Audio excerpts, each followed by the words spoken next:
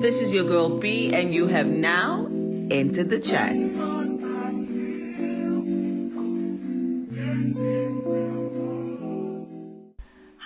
Hi, guys, and welcome to another episode of Enter the Chat. Today, we are chatting to two financial specialists. We have Ayanda and Tembisa in the house. I think you know both of them from my previous episodes. And just want to talk about December spending culture today. So, thank you so much for joining us, ladies. Welcome. Thank you, Bronwyn. Lovely to be with you again. So let's be real for 1 second. Mm. December in South Africa, spending culture, good times, like it's a real thing, right? And we're sort of moving into that now. Everyone's like preparing for Christmas and all of these sort of things and holidays or whatever. So I just want to talk about like the bad spending habits that we can pick up and maybe how we can counteract those this year so that we're not sort of having a January instead of like just a January. Ayanda, I'm going to start with you. How can we, as South Africans, prepare ourselves better for December without putting ourselves sort of like on a financial back foot automatically? Mm. Yeah. Bronwyn, December in South Africa is a vibe. It's not, It is. it's not a normal month. It's just a Yeah. vibe from beginning to end. And the crazy thing is, we know about this vibe every year because it's an expectation. Yes. But every year, we don't plan according to the vibe that we expect for ourselves. It's Right. crazy. But I Right. think really, if we had to be serious about things, about our own Yeah. finances, it Yeah. is about planning. So that word for me is very important. Plan in Right. advance. And there's a couple of things that you could do as an individual. Yeah. And the most common one by South Africans is stokvels. And Yes. generally it can be used by people. If there's some people who know that they are not able to save by themselves, and maybe Yes. they prefer to be in a group, Yes. and that's more of a discipline for them. So they stokvels. And I was actually listening last week on radio, very interesting, that there's actually a lot of different stokvels. Common, as Okay. we know, is you put money away and you get your money in December. But I Yeah. hear there's stokvel for makeup, there's stokvel for this, there's a rotation. Yeah, so it sounds like people are becoming quite creative, which is good. So Yes. definitely one engine of ensuring that you've planned for your December. So you put money away, then maybe get it at the end of November. The other Yeah. thing that I also want to caution people is December is not just a vibe, but December is also a responsibility month because there's also school fees and school uniform that needs to be bought in December or by December. So maybe by the time you get to December, you want to ensure that those important things are already done and put Yes. aside. Yes. And other things, maybe a reward. You've got Sanlam Reality as a reward because, we live in urban places, but Yeah. our homes are maybe in the rural areas or whatever. I mean, I live in Cape Town, but I come from Durban. Yes. And even if I'm not going to be going home, but maybe the kids want to go and see the rest of the family. So there's going to be costs in terms of flights and all of those things. So maybe Yes. it's about what rewards do you have in place that you can access so that it makes life better for you. So there's a couple of engines Yeah. that we need to use, and each person to their own according to what works for them. Some it could be I put money away for myself in a fixed deposit. Yeah. As I say, it's stockfeld, but just make sure that you find what is suitable and works for you so that you enjoy the vibe. Yes. I love what you said because we want to enjoy our December. We don't want to change our Yeah. lives, You don't want to change your life because December is lit for everyone. So I love when you said, stock files. I didn't even think about that, but it makes perfect sense. Like so many people use stock files, and I didn't even think about it for using it for December. It makes perfect sense. But also like something like Sanlam Reality. I personally used it for December a couple of months ago, and I used my discount voucher on my flight to book my December cost so that I don't have to think about it in December. I just know it's taken care of already. So I really, really love that. Um, Tembisa, I actually talking about that sort of December culture, spending culture. It's not that we want to change ourselves and our country, right? But like, how can we reframe that spending culture that sort of can get us into trouble this time of the year? So, with life changing, the world is changing, the economy is changing, technology is changing. I believe that even our view on how we interact with the vibe, which is December, needs to change, right? Before it was all about having, bulk of food again, as Ayanda have said, through stockfiles, or we buy extra food because the expectation is that we're going to be together and we're going to spend family time together. But I think what we need to have now in this type of tough economy is awareness and a change of mindset. And when I say awareness, is more about, you are aware that you've got so many people coming home. This is how much food you might need to, have extra, which means you need to budget for it as early as possible. If you play a stock fail, you're playing is enough for that time and maybe for January, because what has happened is that people play this stock fail, buy 12,000 worth of food, but it then gets spoiled, and it actually money wasted, right? So the Got you. change of mindset will be, maybe play a stock file that will give you money, and you buy food as in when you need it rather than buy it in bulk, and you find yourself being in a space where you need to throw away a lot of food, right? So as you said, it's more about reframing but still enjoying the vibe, planning Yes. early, Got you. but also bring everyone into understanding that, okay guys, we're enjoying this vibe. How are we enjoying it? Let's come Yeah. together, let's communicate who's buying what, when, and let's keep each other abreast of, let's spend our food cautiously, because things are tough, things are expensive, everything is expensive. So it's just Yeah. that bringing forward of our financial awareness and the space that we're in, and budgeting more, and be aware of our spending patterns and habits. Got you. And talking about spending habits and planning, Ayanda, maybe this is more for you. In terms of long term goals, right? We typically don't want to mess up our credit score, right? Because it's quite important for our bigger purchases and those sort of things. So I think with December, if you maybe haven't had a stock file or whatever, people sometimes tend to use their credit cards, and they sort of like, oh, we'll figure it out sort of like next year type of thing.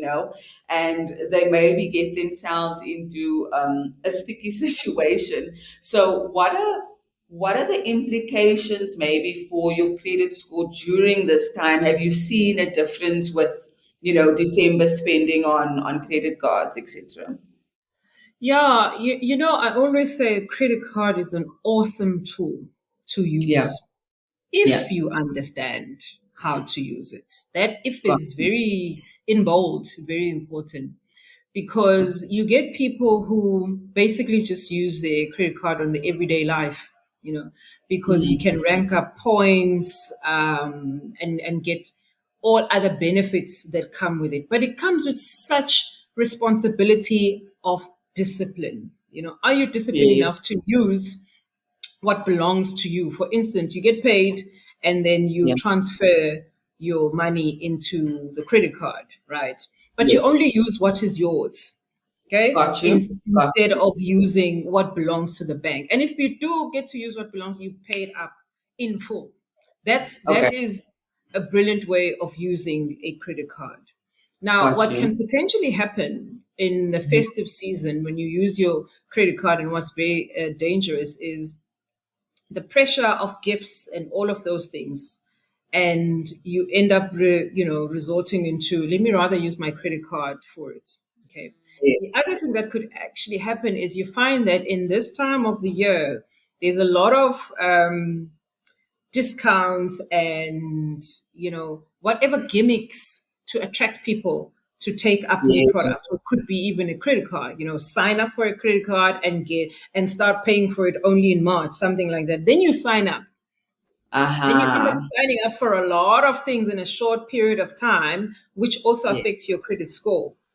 Yes. um, and also the retail credit cards, also taking up a new retail specific store credit card. Next thing, you're sitting with four new credit cards Yes. that you took up. Yes. So Yes. really, if you're not disciplined in this period, a lot can go wrong, and Got your credit score will dip so fast, so you. quickly, that it just messes up this brilliant record that you've been building up since the beginning of the year. So really, a credit card, a magnificent tool to Yes. use, but Yes.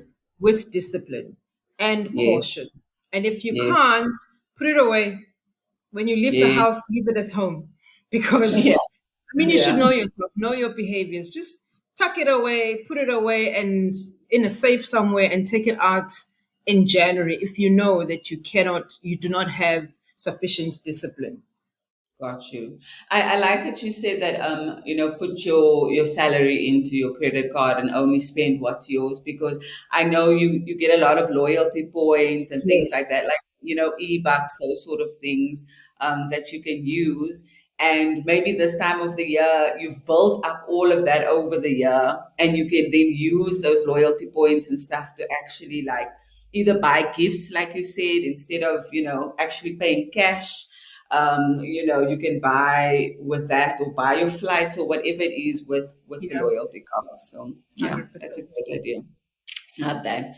Touching on the family spending and those sort of things, Tembisa, I want to throw it back to you. There is a lot of like pressure this time of the year.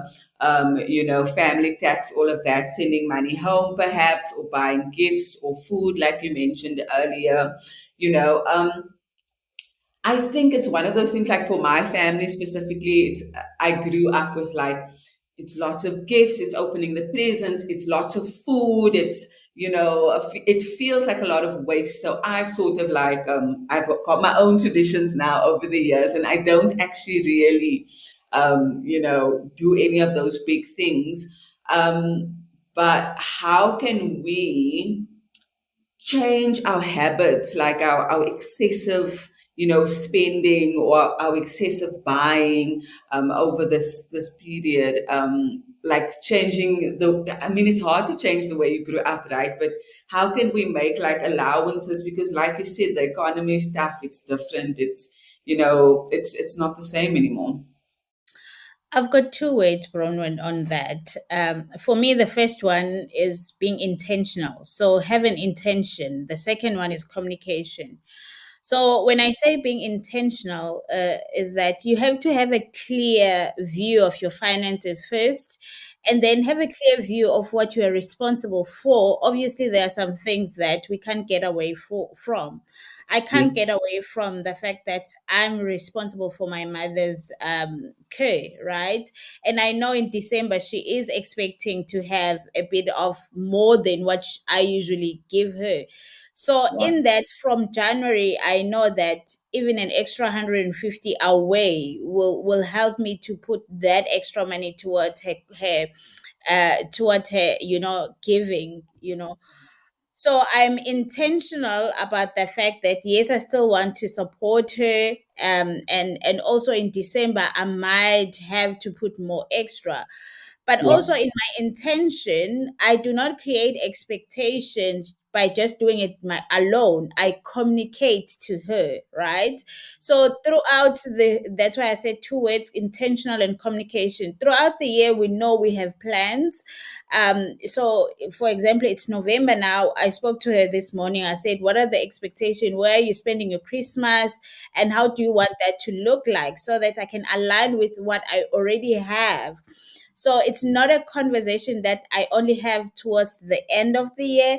It's a conversation that we constantly need to have, communicate what is expected, right? Yeah. What can I afford? And then we meet each other halfway in that way. Yeah. And that is so important because our families expect based on what they see. So if we Yeah. don't communicate and I come at home driving a certain car, luxurious car, the expectation is Yeah. that I can afford everything, right? Yeah. So the best way then is for me to communicate early.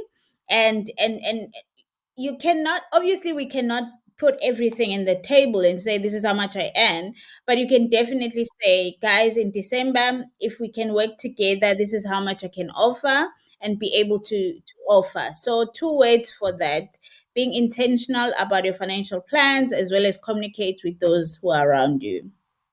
I really, really love that. And I must be honest, I think it's a difficult thing because I don't feel like I have that open communication with my family specifically. So I'm sure there's other people who also struggle with it, but that's maybe something, also to work on. So I really, really love that Can I perspective. add? Can I add on that, Bronwyn? Yes, It's please.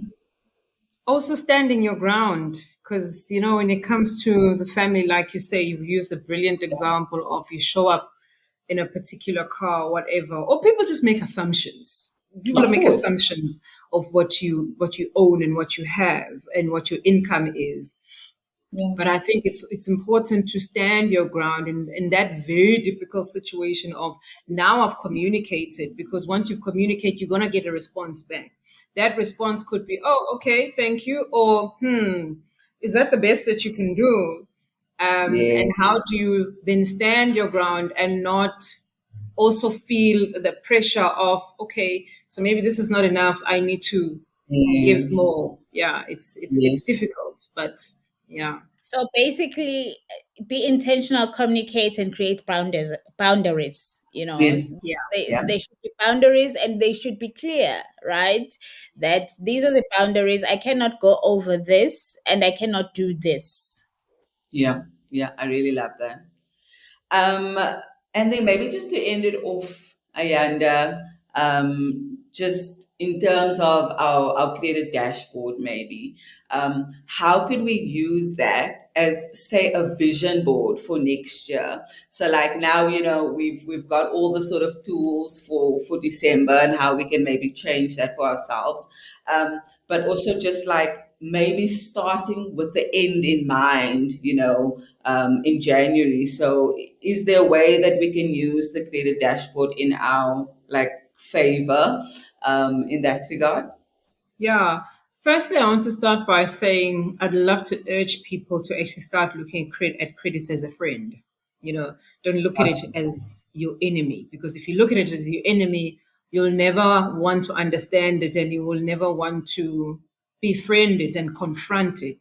But if it's more Yes. like, okay, I have a friend whom I go to whenever I'm in need, Yes. and this friend helps me to access the things that I want or the things that I need. And then I Yeah. get out of this relationship and I can come back again. Okay. And I know, because I understand you so well, that even if I'm offered a certain credit at some interest rate, I can say no because I understand credit very well. So make Gotcha. credit your friend. That's one. I like that. And secondly, get access to advice. Could be a financial advisor, financial planner, could be a coach.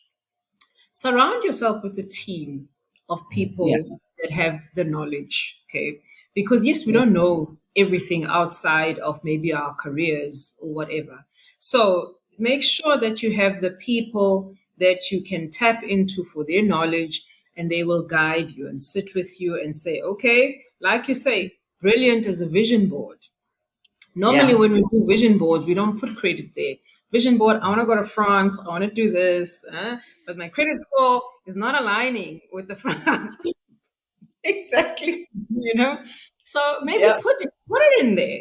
I think our dashboard, the Sunlam dashboard, is brilliant in its visual as well. So maybe Yes. print it out, cut it out, and then put there what you want your score to look like in the next 6 months. If Yes. you're currently on Yes. 60%, but you actually want to move towards 90%, then it becomes a constant reminder of Yes. the behaviors that you need to put in place.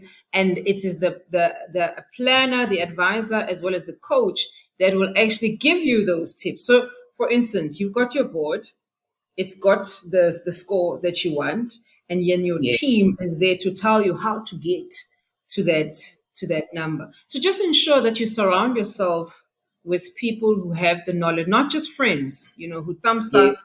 and say, "Ah, I've had this one, it didn't work for me, it was that." As people will have different experiences. So rather get yourself professionals who know what they're talking about. Got you.